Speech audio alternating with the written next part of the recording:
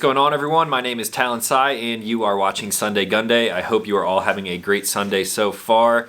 Today's video is going to be sort of a follow-up of last week's video, and I'm going to be referencing that video throughout this entire video, so I would highly recommend you go watch that before we get started over here. Last week I had the chance to sit down with Kevin Brittingham from Q and we talked nothing but the honey badger, and today we're getting into the range portion of this video, and I will give you guys some more thoughts on what I think about the platform, and I will show you also how I have my current honey badger set up for my personal use. So with that being said, let's talk about the honey badger. The original honey badger was developed at AAC by the previous owner and Q founder Kevin Brittingham, who I of course just sat down and talked with in the last video. Kevin and his R&D team created the honey badger at the request of an elite US Special Operations group looking to replace their MP5 SDs with an upgraded platform. Two of the main requirements included the ability to shoot a rifle caliber round while maintaining low visibility, and of course it needed to retain a high level of suppression. The logical thing to do was to develop the new platform in conjunction with the 300 AAC Blackout, and the honey badger was born. This thing exceeded all of their expectations, it won the contract, but it never actually made it to the commercial market. That is where Q comes into play. After Kevin founded the company, they focused on taking this new platform to the next level and improved upon every technical aspect of the first gen design. Some of the improvements included the gas system, the trigger, the telescoping pistol brace, and eventually the 2.0 version was brought to the market. Now there are a ton of different aspects to talk about when looking at the honey badger, and the first thing that most people wonder about is the overall color scheme of the entire gun. This is actually a clear hardcoat anodized 7075 aluminum for both of the receivers, and even the free-floating M-LOK handguard is finished with clear ano. In the last video, Kevin and I talked in depth about how this thing sort of came to fruition looking like this, so again, I highly recommend you watch that video. The safety selector on all of the honey badgers use some Radian Talon selectors, and this is actually a 70-degree safety selector. There has been a ton of engineering that went into the honey badger, and Q determined that a 70-degree selector throw like that is going to be a lot safer than a traditional 90-degree. Now for my personal honey badger, I opted for the pistol version, of course, and that comes with a 2-position adjustable pistol brace on the end here. This has been hot in the news lately, so maybe we'll talk about that a little bit more later. Up in the front here, sort of hidden by my light, we have an adjustable low-profile gas block, and just forward of that we have the Q muzzle device.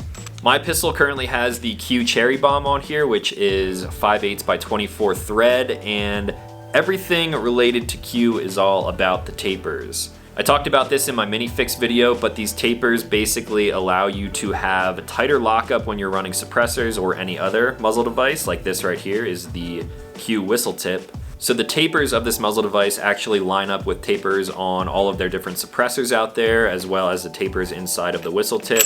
And when I throw that thing on there, those tapers allow for a tighter lockup and it keeps things nice and centered, which is very important when you're shooting with a can like their Trash Panda or their Thunder Chicken. Now the trigger on my current honey badger is the Geissele Super Dynamic Combat trigger. Q has been sort of bouncing around with different trigger options. In the past, I believe they used the ATC Gold trigger, which is another trigger that I absolutely love, but I think if I had to choose only one trigger, it would be the flat Geissele Super Dynamic Combat trigger.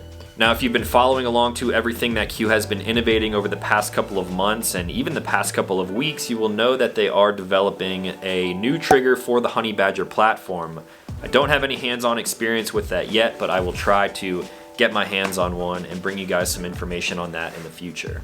Now the overall package of the 7-inch 300 Blackout version of the honey badger, minus all of my accessories, this is coming in at 4 pounds and 8 ounces, so this is a super light platform. It has an overall length of 20 inches with the brace collapsed, or in the outward position you're looking at about 25 inches. You have the 6-inch M-LOK handguard up front, and underneath that thing, along with the adjustable gas block, is probably my favorite thing about the Honey Badger. This is a 7-inch 1 5 twist 300 blackout barrel. Now in the previous videos that I've done with Kevin Brittingham from Q, we covered the Honey Badger, we covered the Mini Fix, and I also did a full dedicated review of the Mini Fix. We sort of nerded out about why a 1 5 twist barrel is far superior to pretty much anything else out there on the market. The best way I can sum it up is to say that a 1 5 twist with a 300 blackout projectile coming out of a short 7-inch barrel like this, the 1 5 twist is going to give it the best possible velocity without spinning it too fast that some copper-plated rounds would actually open up and pedal if you're using like a self-defense round. This barrel is going to take that 300 blackout projectile and spin it as fast as possible, delivering the most energy on target. With this setup, you're going to be able to shoot further, deliver more power, and actually be almost sub MOA at about 100 yards, which is pretty impressive out of a small package like this.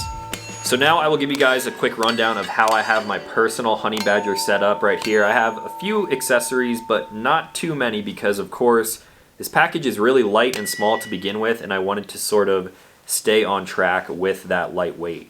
So starting up front here, I am running the whistle tip from Q, and it does have the Cherry Bomb muzzle brake underneath there. This brake does a really good job. However, if you're shooting supersonic rounds through it, I would recommend covering that thing up with probably a suppressor, which would be ideal. I have both the Thunder Chicken and the Trash Panda, and typically the Trash Panda lives on here. However, in this form right here, which is sort of like personal defense weapon status, I'm actually running supers. I have the gas block in here tuned for supers, and because of that, the Cherry Bomb gets pretty loud, pretty concussive at the same time. So I picked up the whistle tip, throw that thing on there, just sort of finger tighten that down, and then if you do get any sort of carbon lock on there, you can just use a standard wrench flat to get it off of there. The tapers on these muzzle devices are great, and I really haven't had any issues with any of my Q Cherry Bombs to date. Now over here on the side, I am running a weapon light because as of right now, this is like my go-to platform. I'm actually running a Reptilia torch body. This takes an 18350 battery and either, I believe, Mod Light or, in my case, Surefire heads. What's cool about this body mount is that it's actually clear anode, just like the rest of the Honey Badger. So this was designed and actually sold through Q by Reptilia, and it just really completes the overall package of the gun, keeping things nice, light, and small.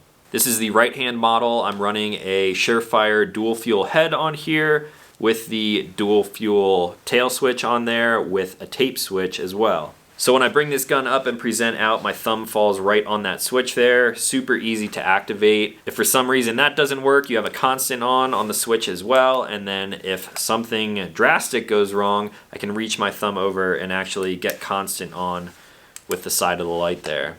Up front underneath here, I'm also running a tiny little piece of Magpole furniture on there. This is actually the back part of one of their hand stop kits, and I flipped it around. I actually cut some of the pieces off, and this thing fits perfectly up there. Since this package is tiny, even with that pistol brace extended, I wanted something to sort of index my hand up there, so typically I will run my front finger on the front there. That way I'm not pushing my hand far out past the muzzle, which is obviously extremely dangerous when shooting small guns like this.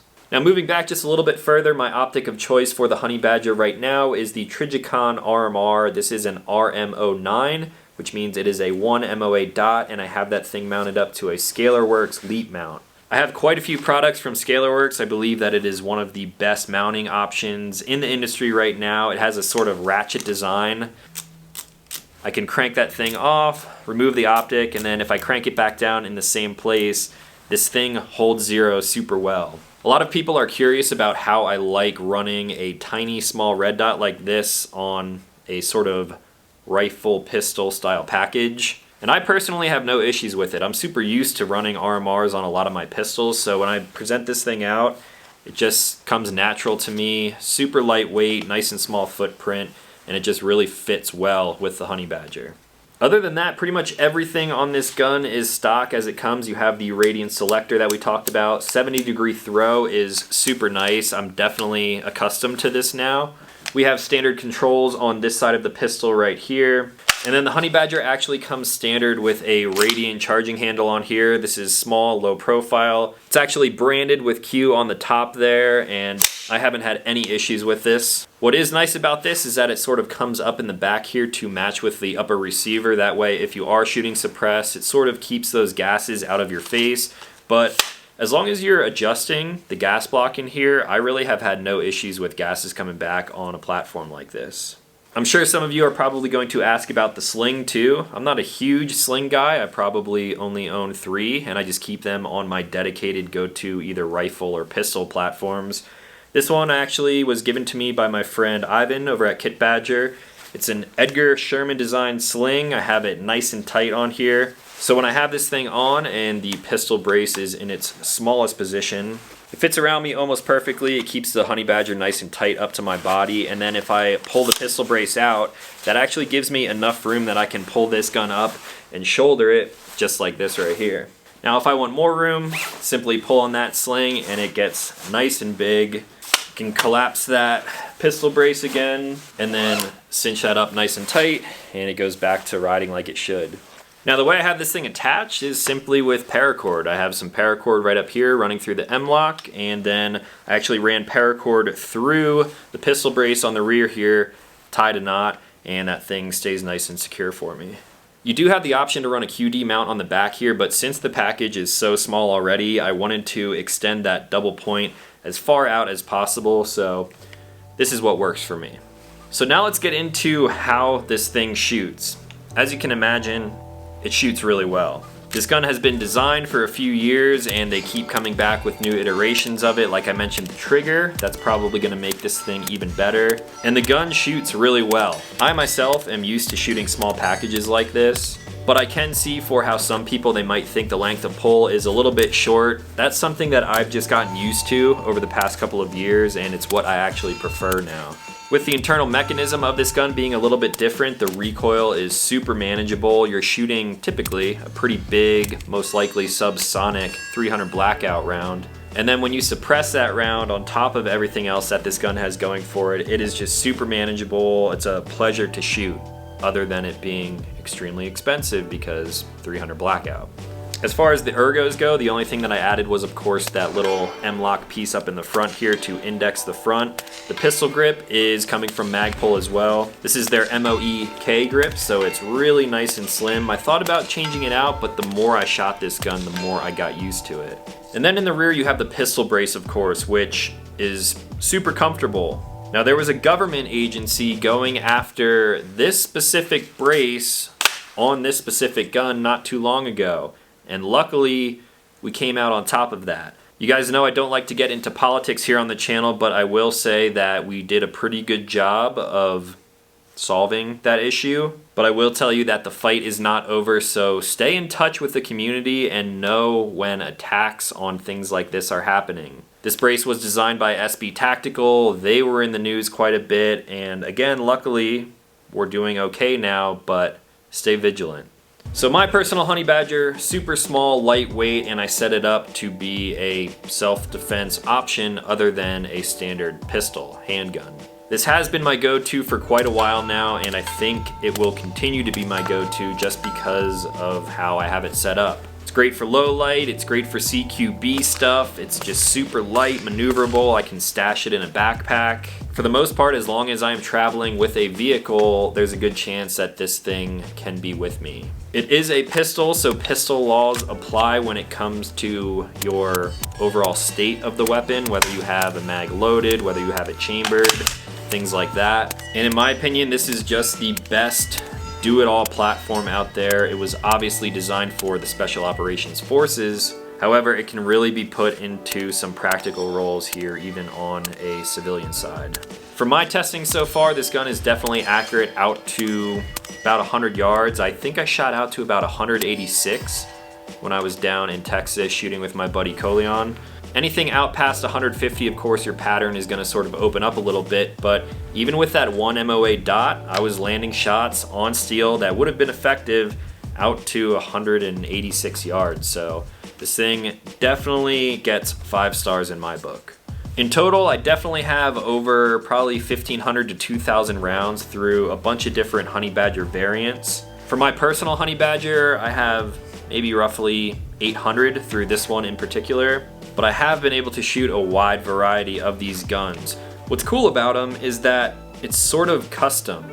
With that clear anno finish, all of these guns are going to look just a little bit different, and Q is constantly improving their products, so a gun that was purchased, say, this year might be a little bit better than a gun that was purchased last year, or 2 or 3 years ago for sure.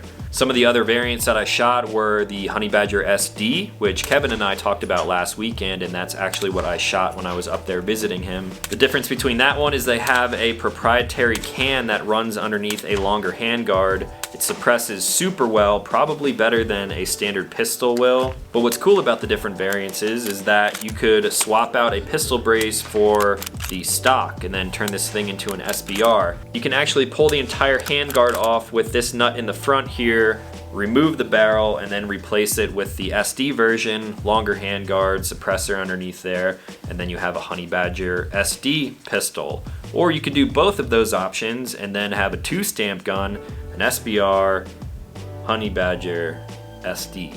So the possibilities are pretty much endless with this gun. I of course chose the 7-inch just standard pistol version because it is the most versatile. I can set this gun up however I want. Again, pistol laws apply to it, so depending on how you travel and what you do with firearms when you travel, this is going to be a little bit more legal than, say, a SD SBR. Now the price on the Honey Badger in the pistol configuration is coming in at about $3,000 right now, so this is not a cheap pistol. The SBR version with the stock also coming in at about $3,000, and then if you go with the SD version, then you're looking at about $3,500.